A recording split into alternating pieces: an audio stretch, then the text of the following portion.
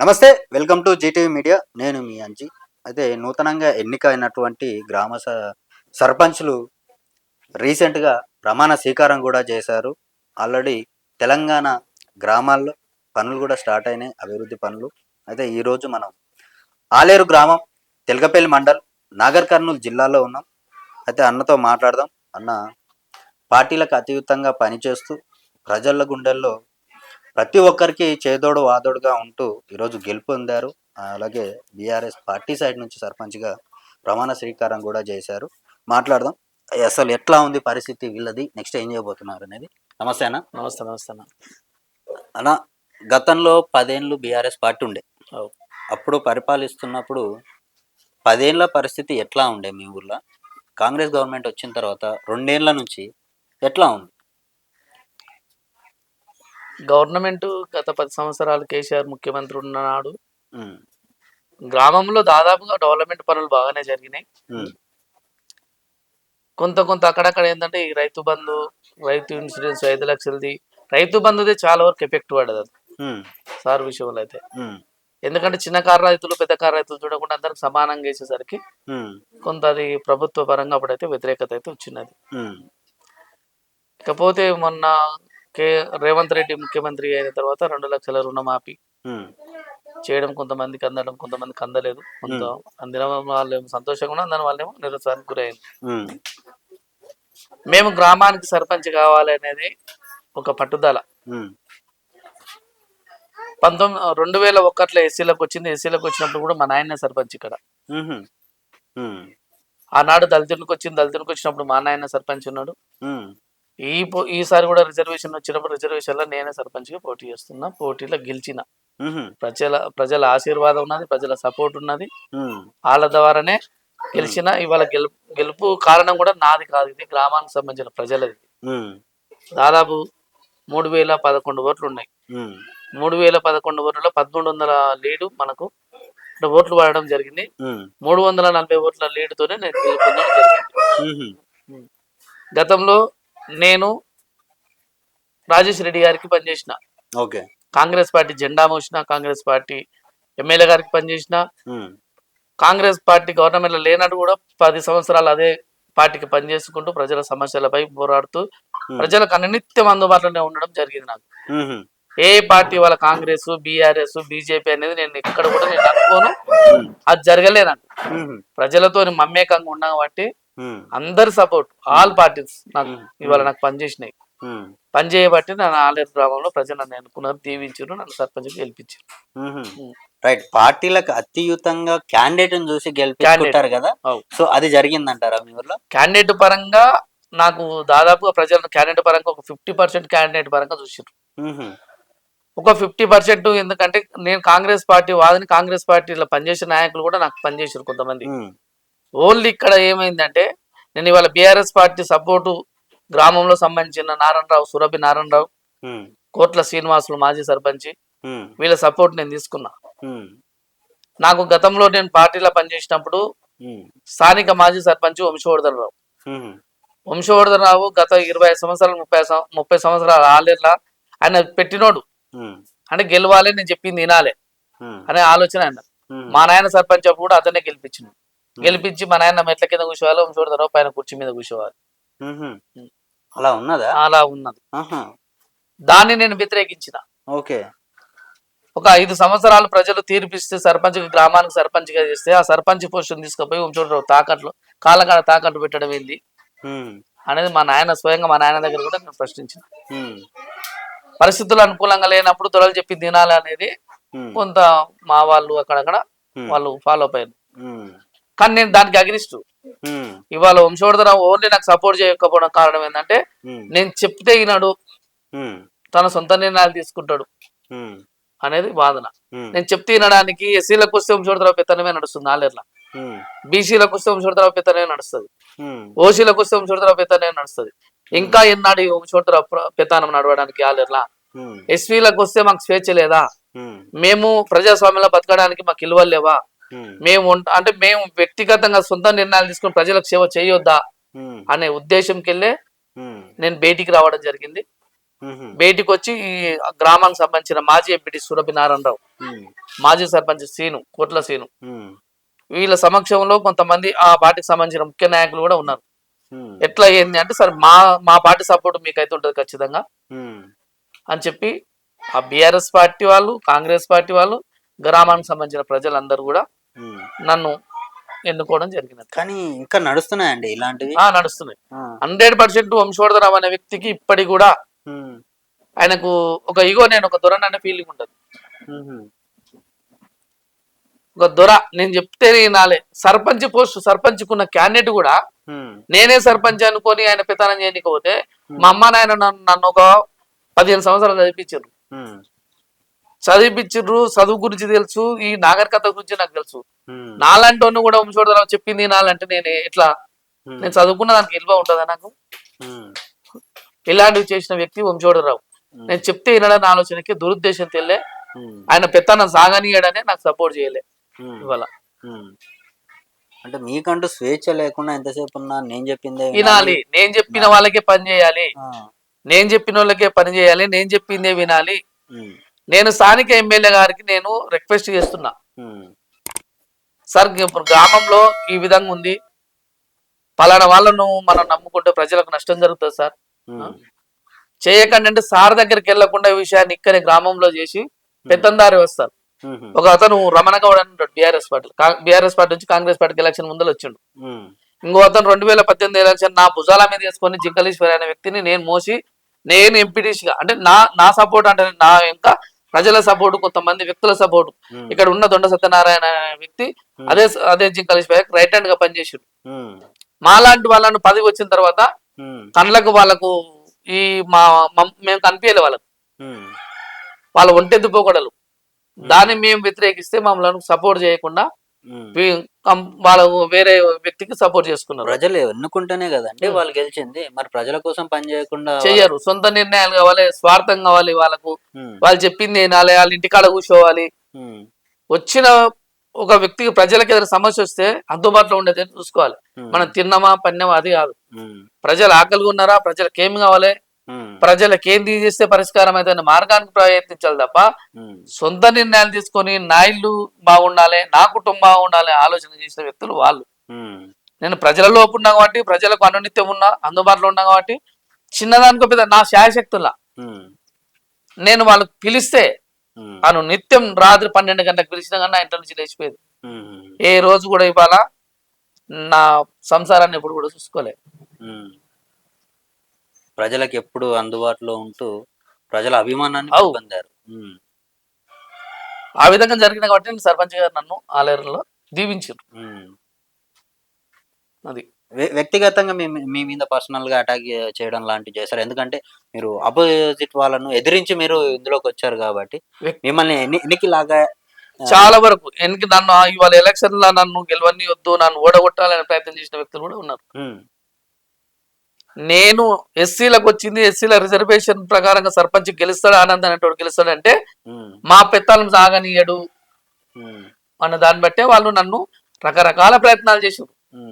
అయినా ప్రజలు నా వైపు చూస్తున్నారు.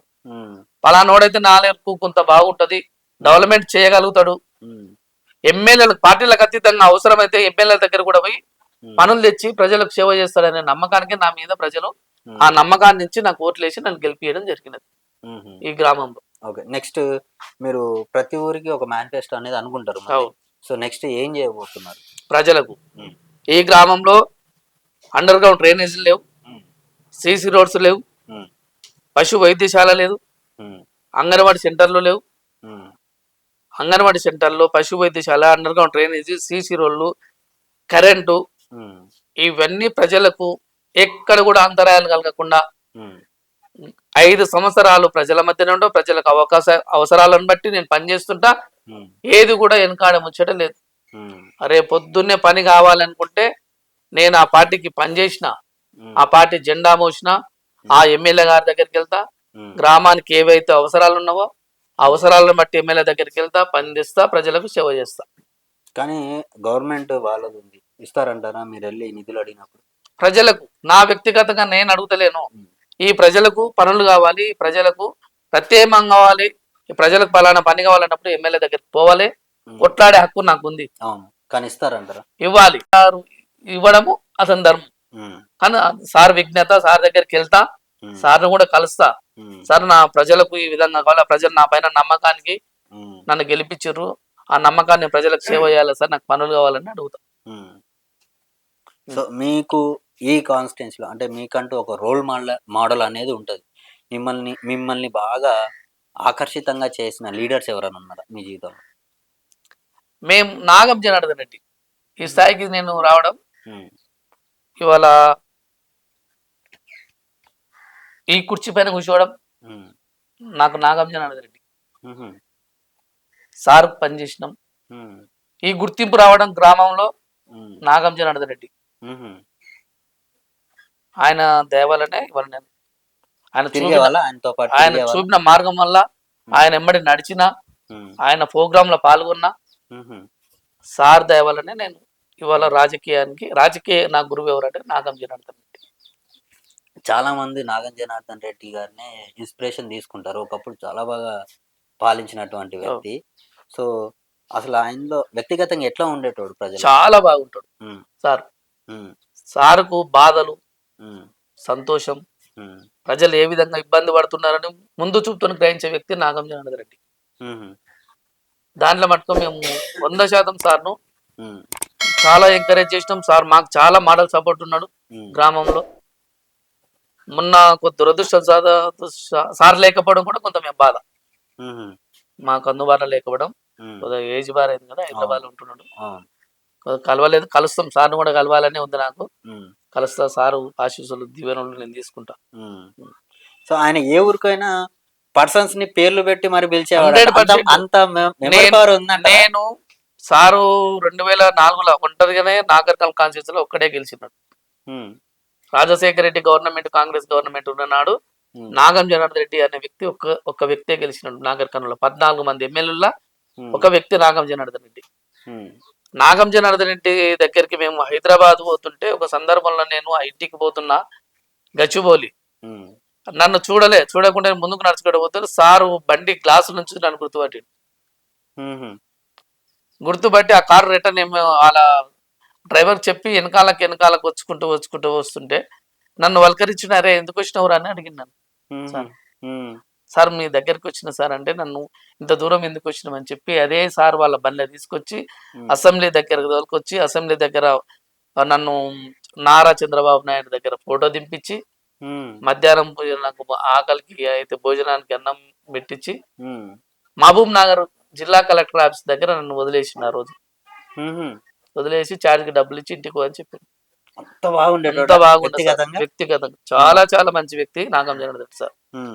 నాకు నాగం జనార్దన్ రెడ్డి తర్వాత అలాంటి చరిస్మా గల నాయకుడు నాగర్ కర్నూలులో కనబడతలేడు.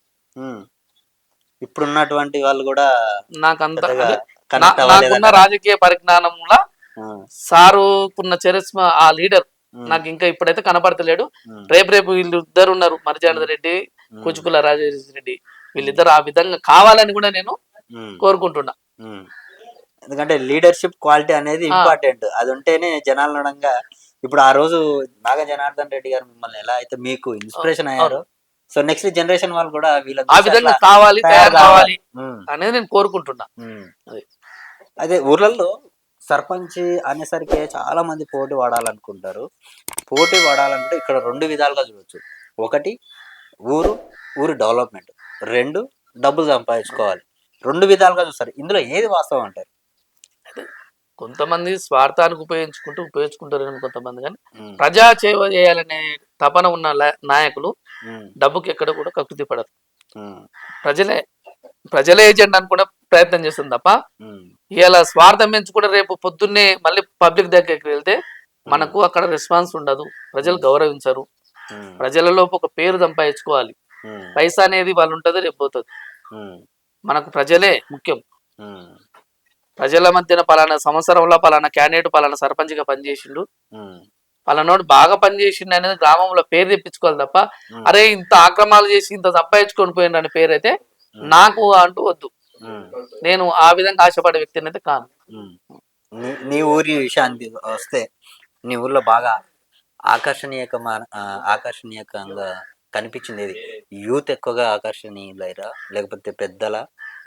నాకు దాదాపు ఇవాళ సర్పంచ్ చేయడానికి ఎక్కువ శాతం యూత్ యూతే సపోర్ట్ యూత్ చేశారా? ఉమ్, యూత్ 50% యూత్ ఉంటుంది ఉమ్, నా వైపు. ఉమ్, అంటే వాళ్ళు ఆ విధంగా చదువుకున్న వ్యక్తి, లోకల్లో ఉండే వ్యక్తి, మాకు అందుబాటులో ఉండే వ్యక్తి, ఉమ్, పలానా వ్యక్తికి మేము పనిచేస్తాం అనేది ఉమ్.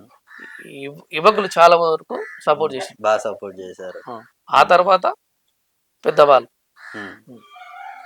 వాళ్ళు కూడా ఒక ఇంత జ్ఞానం ఉంటది ఆ, వాళ్ళకి, చేసారు అనుభవం ఉంటది కాబట్టి వాళ్ళు కూడా ఎవరైతే ఎన్నుకుంటే బాగుంటది అనేది వాళ్ళు ఆ చూసి. యూత్ కూడా ఏం చేసింది, ఉమ్, ఇళ్ళకి పోయిన వాళ్ళ కుటుంబ సభ్యులకు చెప్తున్నారు ఉమ్. వాళ్ళని క్యాండిడేట్ కోటేయాలి, వాళ్ళే కాకుండా వాళ్ళ వాళ్ళ కుటుంబ కుటుంబంతో కూడా. సభ్యులకు చెప్పింది.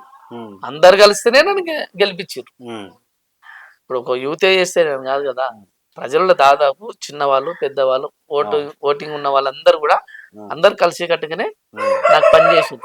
ఉమ్, ఎక్కడ కూడా భేదాభిప్రాయాలు చూడలే. ఉమ్, నన్ను ఇబ్బంది పెట్టింది మాత్రం ఇప్పుడున్న లోకల్లా నేను పార్టీని ఎక్కడ కూడా, కాంగ్రెస్ పార్టీని ఎక్కడ డ్యామేజ్ చేయను, ఎక్కడ అగౌరవపరిచి మాట్లాడలే. ఉమ్, ఇవాళ ఎమ్మెల్యే గారికి ఎమ్మెల్యే గారు అంటే నాకు అపారమైన గౌరవం, ఉమ్, ఎమ్మెల్యే గారు అంటే. ఉమ్, కానీ ఇక్కడున్న లోకల్ లీడర్ ఉమ్, నన్ను ఇబ్బంది పెట్టి ఉమ్, నన్ను ఇవాళ బలవంతంగానే నా బయటికి పంపారు లోకల్ లీడర్. ఉమ్, నా కోపం కొద్దీ, నా వ్యక్తి, నా ద్వేషం కొద్దీ వాళ్ళు వచ్చి మా వాళ్ళ సపోర్ట్, ఇవతల వాళ్ళ సపోర్ట్ ఏం తీసుకోలే. ఉమ్, నన్ను బలవంతం పెట్టిండ్రు, ఇబ్బంది పెట్టిండ్రు, ఉమ్, అవమానాలకు గురి చేసిండ్రు. అలా ఉమ్, చేయడం వల్లనే నేను ప్రత్యేకమా సురభి నారాయణరావు, మాజీ ఎంపీటీసీ, ఉమ్, సీను, ఉమ్, ఆ పార్టీలో పనిచేసిన నాయకులను, ముఖ్య నాయకులను అందరినీ కలిసిన. ఉమ్, కలిస్తే కూడా వాళ్ళు సానుకూలంగా స్వాగతించారు, ఉమ్, నా ఎమ్మడి వచ్చిండ్రు, ఉమ్. నన్ను గెలిపించారు. రైట్. ఫైనల్ గా ఈరోజు నీ కుటుంబమే కాదు, ఈ ఊరంతా నీ కుటుంబం. అవు. పెద్ద దిక్కులాగా ఊరికి సర్పంచ్ అంటే ఆ ఊరికి పెద్ద దిక్కు.